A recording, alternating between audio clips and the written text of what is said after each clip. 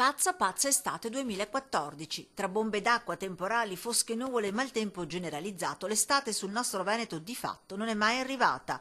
Il solleone di Ferragosto è ormai un miraggio, lo sanno bene gli operatori turistici, che hanno dovuto destreggiarsi tra iniziative varie per cercare di mantenere gli ospiti arrivati al mare come in montagna.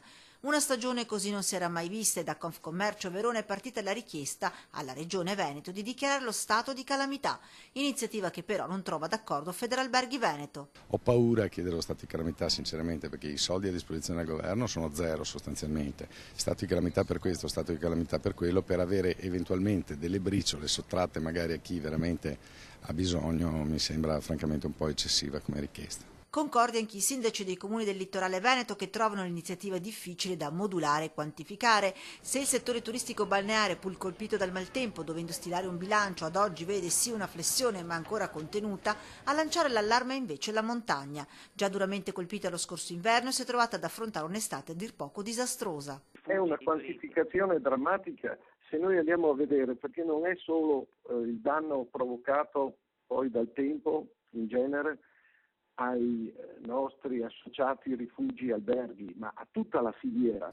Uno stato e un danno tali che fa loro accogliere di buon grado la proposta dei colleghi di Verona.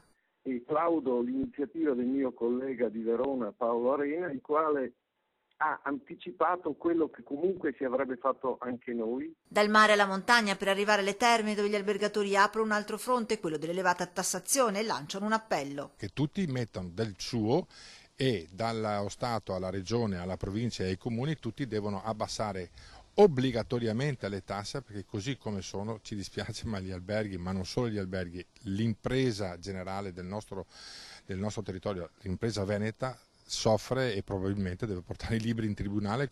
Le ultime speranze per questa stagione estiva 2014 sono riposte tutte nella fine di agosto e nel mese di settembre, ma nel frattempo sul tavolo gli albergatori mettono altre proposte, come la revisione per i prossimi anni del calendario scolastico, ma soprattutto... Il tema è quello di stabilizzare la stagione dal 1° di maggio al 30 di settembre. Questo sì, io su questo sono pronto a battermi e mi sto battendo.